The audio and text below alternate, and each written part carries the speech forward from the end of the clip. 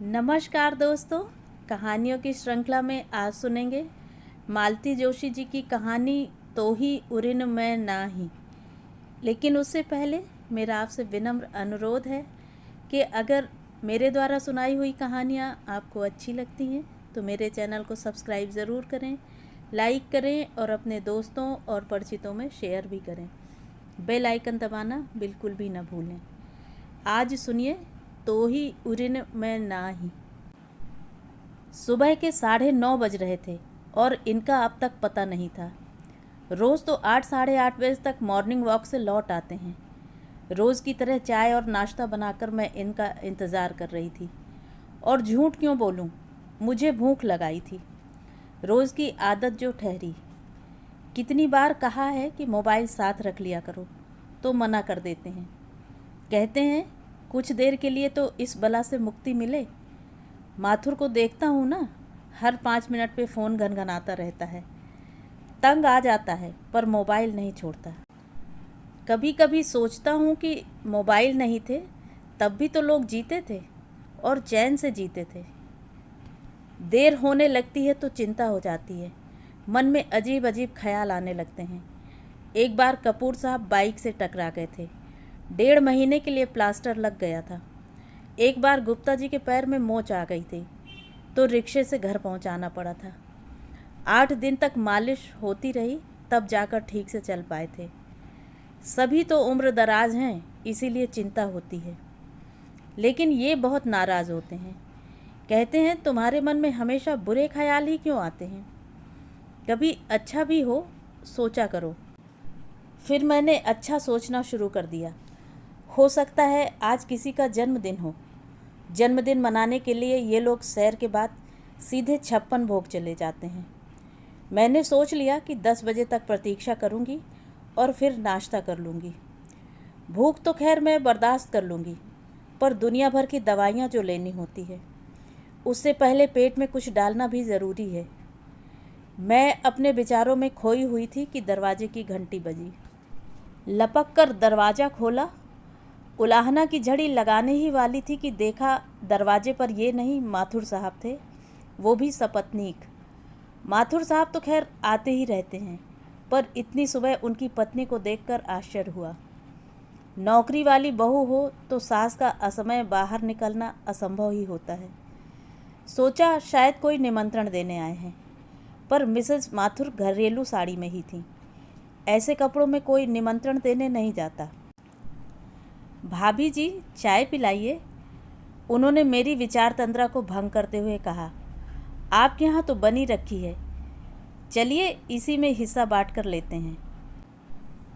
मैंने 3 मग्स में चाय डाली और शुगर पॉट सामने कर दिया। आप ये समोसा लीजिए, गरम है, उन्होंने पैकेट मेरे सामने करते हुए कहा। बच्चों के लिए ले जा रहे थे तो सोचा 2-4 आप लोगों के लिए भी ले लें। समोसा खाते हुए मैंने पूछा, आज आप मॉर्निंग वॉक पर नहीं गए? ऐसा कहीं हो सकता है भला, मिसेस माथुर बोली। दुनिया चाहे इधर की उधर हो जाए, सुबह की सैर नहीं रुक सकती। माथुर साहब ने आंखें तरेर कर पत्नी की ओर देखा, पर तब तक बहुत देर हो चुकी थी। तीर कमान से निकल चुका था।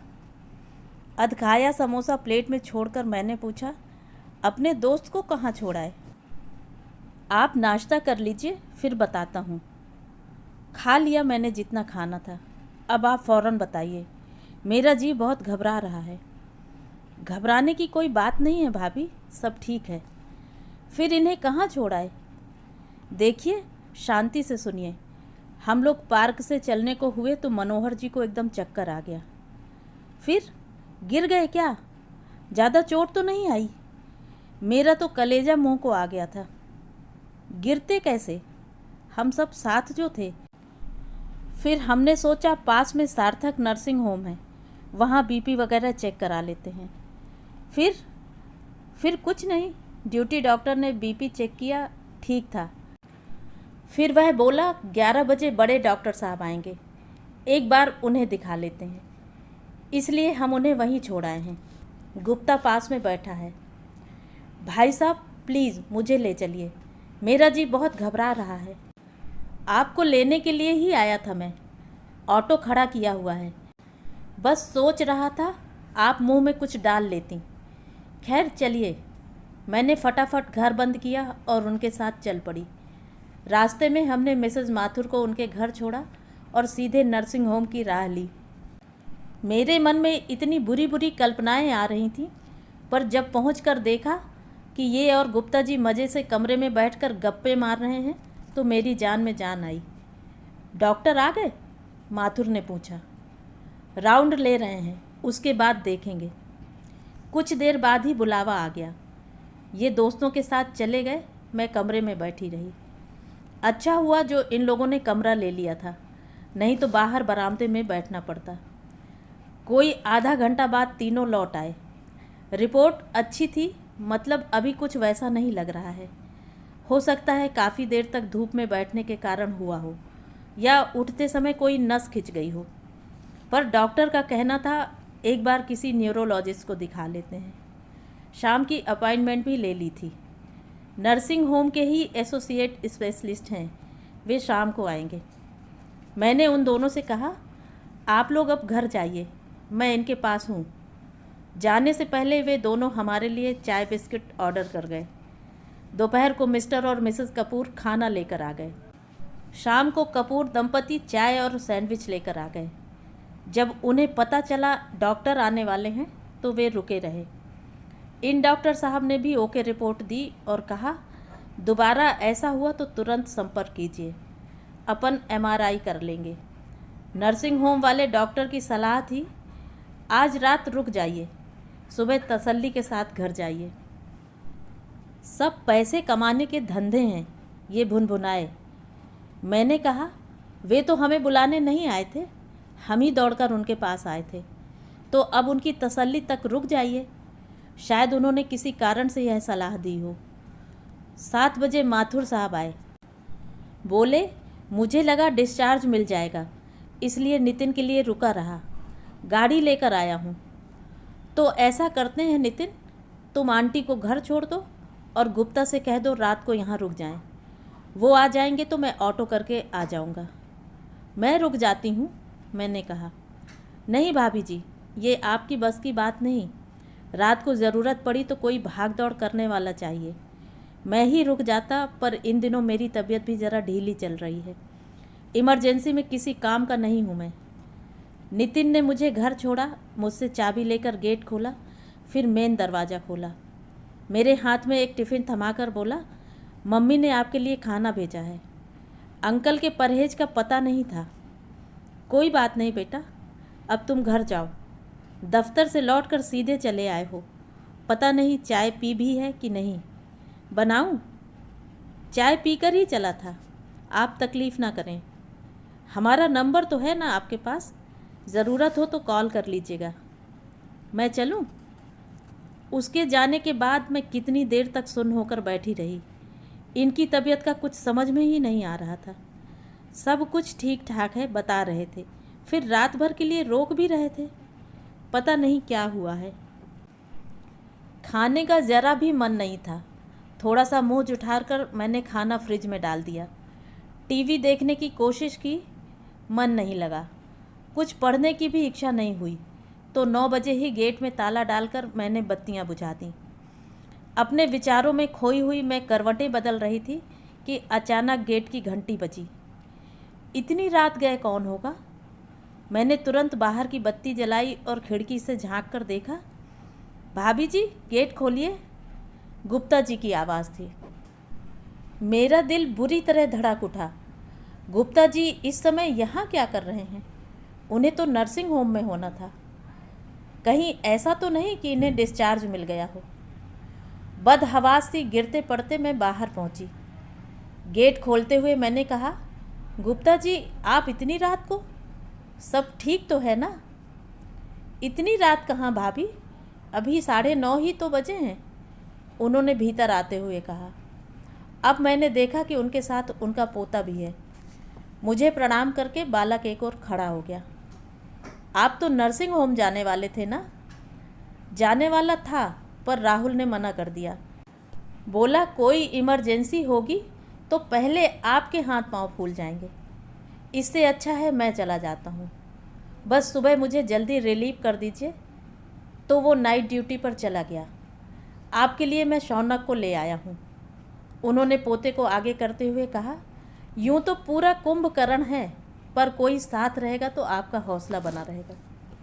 सच, किसी के साथ होने की कल्पना मात्र से ही मुझे बहुत बड़ी राहत मिल गई।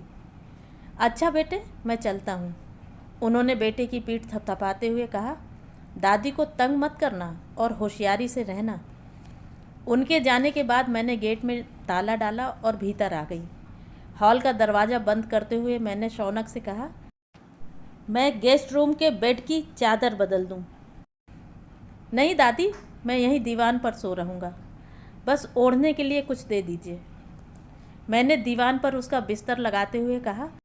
बेटा, यहाँ भी टीवी है, कुछ देखना चाहो तो देख लो। नहीं दादी, मैं थोड़ा पढ़ूँगा, एग्ज़ाम चल रहे हैं ना।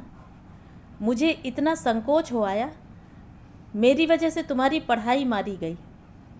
वैसे भी मैं रात में कितना पढ़ लेता, बस थोड़ा देख लूँगा। और आप गेट की चाबी मुझे दे दीजिए, मैं सुबह चुपचाप निकल जाऊँगा। वाह, ऐसे कैसे निकल जाओगे? चाय पीकर जाना, बस मुझे एक बार आवाज़ दे लेना। उसके लिए दूध का गिलास और पानी की बोतल रखकर मैं सोने चली गई, पर देर रात तक नींद नहीं आई। दिन भर का घटनाक्रम आंखों के आगे घूमता रहा, पता नहीं कब आंख लगी। सुबह उठी तो कमरे में धूप फैल चुकी थी। हड़बड़ा कर उठी, देखा गुप्ता जी का पोता चला गया था। गेट का ताला चाबी टेबल पर रखा था, कंबल और चादर तहाकर रखे हुए थे। भीतर डाइनिंग टेबल पर दूध की थैलियाँ रखी हुई थी। मुझे उस पर बड़ा प्यार आ गया, कितना सलीकेदार बच्चा है। चाय पीकर मैं फटाफट नहा ली। अस्पताल से कोई फ़ोन आए तो रिसीव करने के लिए तो कोई चाहिए। करीब 10:30 बजे माथुर साहब का फ़ोन आया। भाभी, डॉक्टर का राउंड हो जाने के बाद हम लोग आ जाएंगे, आप नाश्ता कर लीजिए। भाई साहब को यहीं करा दिया है, वे कुछ कह रहे हैं, सुन लीजिए। सुनो, इन्होंने कहा, मेरा बिस्तर बाहर दीवान पर ही लगा देना। इतना ताव आया, बीमारी में भी दरबार लगाकर बैठेंगे। पर फिर दिन भर घर में ऐसा मेला लगा रहा कि लगा इनका कहना ठीक था। बेडरूम में किस किस को ले आते, कहाँ बिठाती। ये लोग कोई 1:30 बजे घर लौटे। माथुर साहब ने माफ़ी मांगते हुए कहा, सॉरी भाभी जी, आपको बहुत इंतज़ार कराया। दरअसल हम लोग नितिन की राह देख रहे थे, वह लंच आवर में ही आ पाया। कहने का मन हुआ कि टैक्सी कर लेते, पर ऐसा कहकर उनकी सदा शयता का अपमान करने की इच्छा नहीं हुई। इनके आते ही 2 दिन से भाएँ भाएँ करता घर एकदम गुलजार हो उठा। रात तक आने वालों का तांता लगा रहा। जो लोग नर्सिंग होम नहीं पहुंच पाए थे, वे क्षमा याचना करते हुए घर आ गए। मुझे दिन भर सांस लेने की भी फुर्सत नहीं मिली। रात 9 बजे के बाद यह रेला थमा तो मैंने फटाफट खिचड़ी चढ़ा दी। खाने पर बैठते ही इन्होंने बुरा सा मुंह बना लिया। मैं इतना बीमार नहीं हूँ भाई, कल से दलिया और खिचड़ी खिला खिलाकर तुम लोगों ने सचमुच मुझे बीमार कर दिया है। सॉरी, मैंने क्षमा याचना करते हुए कहा, पर यह खिचड़ी आपकी बीमारी के उपलक्ष्य में नहीं है। दरअसल मुझे कुछ बनाने का समय ही नहीं मिला। देख तो रहे हैं दिन भर कैसी हाय तौबा मची हुई थी। इसीलिए तो कहता हूँ एक कुक रख लो, पर तुम्हारी एक ही रट है, 2 जनों का खाना होता ही कितना है। हम दोनों के बीच यह शाश्वतवाद था, इसलिए मैंने जवाब नहीं दिया और चुपचाप खाना खाती रही। मेरी आंखें झपकने लगी थीं। दिन भर जरा भी कमर सीधी करने का मौका नहीं मिला था। हम लोग सोने जा रहे थे कि फ़ोन की घंटी बजी। बिस्तर के पास रखा कॉर्डलेस इन्होंने फट से उठा लिया। उधर से आवाज़ आते ही इन्होंने स्पीकर ऑन कर दिया। समझ गई कि सोहम का होगा। बच्चों का फ़ोन होता है तो हम लोग स्पीकर ऑन कर लेते हैं। पापा, आप घर पर हैं? डिस्चार्ज मिल गया? हाँ बेटा, दोपहर में ही घर आ गया था। डॉक्टर क्या कहते हैं? कह रहे थे चिंता की कोई बात नहीं है, दोबारा ऐसा हुआ तो MRI कर लेंगे। बिल कितना हुआ? वैसे जितना भी हुआ हो मैं पैसे भेज रहा हूँ आपके अकाउंट में, चेक कर लीजिएगा। बिल का पता नहीं बेटा, माथुर ने ही पे किया था। मैं पूछ पूछ कर हार गया पर उसने बताया नहीं। माथुर, गुप्ता, कपूर, भारन, इन लोगों ने बहुत मदद की बेटा। हमें महसूस ही नहीं होने दिया कि हम लोग यहाँ अकेले हैं। बेटे एक काम करोगे? बोलिए पापा। मैं इन सब के नंबर भेज देता हूँ, तुम सबको एक एक थैंक यू फ़ोन कर लेना। वह बहुत ऑड नहीं लगेगा? इससे तो अच्छा है मैं कुछ थैंक यू कार्ड्स भेज देता हूँ, आप सबको दे दीजिएगा। यह कुछ ज़्यादा ही औपचारिक नहीं लगेगा? तो पापा ऐसा करते हैं, मैं अगली बार आऊँगा तो सबके लिए गिफ्ट्स लेकर आऊँगा और ख़ुद सबके घर जाकर दे आऊँगा, ठीक है? हाँ ठीक है, इन्होंने बेमन से कहा। शक्ल से साफ जाहिर था कि उन्हें यह प्रस्ताव पसंद नहीं आया है। फ़ोन रखते ही बोले, सोहम को किसने खबर की थी? मैंने। और कौन करेगा? मना किया था ना। आपके मना करने से क्या होता है? ज़रा मेरी भी तो सोचिए। चिंता के मारे प्राण निकले जा रहे थे। बच्चों से ही तो शेयर कर सकती थी। तो सोनिया को भी फ़ोन किया होगा। जानती हो ना कितनी हाइपर है, रो रो कर घर भर दिया होगा उसने। संजीव बेचारे परेशान हो गए होंगे। उसे फ़ोन नहीं करती तो वह मेरे प्राण ले लेती कि उतनी दूर भैया को यूएसए में खबर की और मुझे हैदराबाद में फ़ोन नहीं कर सकी। प्राण तो अब भी ले लेगी कि पापा को घर आए 8 घंटे हो गए हैं और तुमने मुझे खबर भी नहीं की। मेरे पास समय भी था और सोनिया को फ़ोन करने का मतलब आधा घंटा रिसीवर से चिपके रहना। अब सुबह उठते ही उसे फ़ोन कर दूंगी, कह दूंगी पापा रात 8 बजे घर आए थे। तुम्हारा झूठ 4 कदम भी चल नहीं पाएगा, देख लेना। मैंने सोच लिया था सुबह उठते ही सोनिया को फ़ोन कर दूंगी, पर ऐसा कहाँ हो पाता है। सुबह सुबह इतने सारे काम मुँह बाए सामने खड़े हो जाते हैं कि और कुछ याद ही नहीं रहता। आखिर 9 बजे उसी का फ़ोन आ गया। मम्मी पापा कैसे हैं? अच्छे हैं, नहाने गए हैं। मतलब घर आ गए और तुमने मुझे बताया भी नहीं? कब बताती, शाम को 7 बजे आए हैं और दरबार लगाकर बैठ गए हैं। मेरा तो एक पैर किचन में एक ड्राइंग रूम में, ऐसी अवस्था थी। तो सबकी खातिरदारी करना ज़रूरी था। मम्मी ऐसे में कोई आपसे स्वागत सत्कार की अपेक्षा नहीं करता। बेटा घर आए मेहमान को एक कप चाय तो पिलाई जा सकती है। तुम्हें पता नहीं है इन लोगों ने कितनी मदद की है, कितना सहारा दिया है। इनके पास रात दिन कोई ना कोई बैठा रहा। गुप्ता जी का बेटा रात को अस्पताल में सोया। उनका पोता मेरे लिए परीक्षा के बावजूद यहाँ रुका।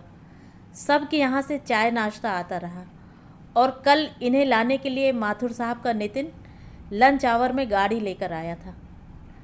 तुम कह रही थी पापा शाम को घर आए थे। ये ठीक ही कह रहे थे। मेरा झूठ 4 कदम भी नहीं चल पाया था। उसी समय मुझे अगरबत्ती की सुगंध आई। ये नहा चुके थे और साईं बाबा के आगे अगरबत्ती जला रहे थे। मैंने आवाज़ देकर कहा, आपकी लाडली का फ़ोन है, बात कर लीजिए। इन्हें फ़ोन पकड़ाकर मैंने राहत की सांस ली। अब वह पापा के साथ शुरू हो गई थी। पापा आप लोग इतने अभिभूत क्यों हो रहे हैं? अड़ोसी पड़ोसी तो मदद करते ही हैं। आप भी तो सबके लिए दौड़ भाग करते रहे हैं। कपूर अंकल की माताजी सीढ़ियों से गिर गई थी तो आप ही उन्हें अस्पताल ले गए थे। गुप्ता अंकल के राहुल की नौकरी एक तरह से आपने ही लगवाई है। आपकी ही सिफारिश काम आई थी। और माथुर अंकल की पिंकी की शादी में अपनी गाड़ी 8 दिन तक दौड़ती रही है। लौटने पर उसे सीधे गैराज में ही भेजना पड़ा था। फ़ोन रखने के बाद कितनी देर तक ये चुप हो गए थे। फिर नाश्ता करते हुए बोले, अपने बच्चे कितने प्रैक्टिकल हो गए हैं। प्रैक्टिकल नहीं, संवेदन शून्य कहिए। मैं सोचता हूँ क्या राहुल और नितिन ने भी अपने माँ बाप से ऐसी ही हुज्जत की होगी। अब फालतू की बातें सोचकर अपना दिमाग मत खराब कीजिए। बस इतना याद रखिए कि उन बच्चों ने अपनी कितनी सेवा की है। वही तो समझ नहीं पा रहा हूँ कि इन लोगों के एहसानों का बदला कैसे चुकाऊंगा। अब उसका टेंशन लेकर बीमार मत पड़ जाना। एक बात कहूँ, जब हम किसी के एहसानों का बदला चुकाने की बात सोचते हैं तो अप्रत्यक्ष रूप से हम उनके लिए किसी विपत्ति की कामना करते हैं ताकि उनकी मदद करने का अवसर मिले। इनकी आंखें एकदम चमक उठी। अरे वाह, तुमने तो यह बड़ी अच्छी बात कह दी। यह मेरी बात नहीं है, सदियों पहले वाल्मीकि जी ने कह रखी है। सीता जी का पता ठिकाना पा जाने के बाद श्री राम प्रभु ने हनुमान जी से कहा कि वत्स, तुमने मुझ पर बहुत बड़ा उपकार किया है, मैं तुम्हारा ऋणी हो गया हूँ, क्योंकि इसका अर्थ होगा तुम्हारे अनिष्ट की कामना करना। गोसाई जी भी कहते हैं, सुनु सुत तोहे उरन मैं नाही, सो रिलैक्स। बार बार इसरार करने के बाद माथुर साहब ने बिल दिखाया। 35,000 का था। एक रात भर के 35,000 मेरे मुंह से एकदम निकल गया। वे बोले, कमरे का किराया, नर्सिंग चार्जेस, 2-3 टेस्ट कराए थे उनकी फ़ीस, दवाइयाँ, कमरे में एक बार झांक जाने की डॉक्टरों की फ़ीस और सबसे जानलेवा फ़ीस उन स्पेशलिस्ट महोदय की थी। चलिए, ये ठीक ठाक होकर घर आ गए, इस बात के लिए कोई भी कीमत ज़्यादा नहीं है। 2-3 दिन बाद ये बोले, चलो ज़रा माथुर के यहाँ हो आते हैं। किस लिए? उसके पैसे नहीं देने हैं। मुझे लगा आपने उसी दिन चेक दे दिया होगा। दे सकता था पर नहीं दिया, वह निरी औपचारिकता होती। घर जाकर देंगे तो धन्यवाद ज्ञापन होगा। मुझे उनकी बात ठीक लगी। हम दोनों को देखकर माथुर साहब बहुत खुश हुए। उन्होंने फ़ोन करके गुप्ता लोगों को भी बुला लिया। खूब गपशप हुई, चाय नाश्ता हुआ। इनसे वादा लिया गया कि कल से मॉर्निंग वॉक फिर से शुरू करेंगे। घंटा 1.5 घंटा महफिल जमाने के बाद ये उठ खड़े हुए। बड़े अदब के साथ इन्होंने माथुर साहब को चेक थमाया। इतनी जल्दी क्या थी बिरादर? कुछ दिन तो मेरे कर्जदार बने रहते, मज़ा आता। सिर्फ पैसे ही तो लौटा रहा हूँ भैया, बाकी सब तो लौटाया नहीं जा सकता और मैं लौटाना चाहता भी नहीं हूँ। आप सबका यह कर्ज मुझ पर हमेशा बना रहे, यही कामना है। यह सब कहते हुए इनका चेहरा एकदम प्रसन्न और तनाव रहित लग रहा था। कोई हफ्ते भर बाद ये इतना खुलकर हंसे थे। तो ये थी कहानी। कहानी आपको कैसी लगी? कमेंट करके ज़रूर बताएं।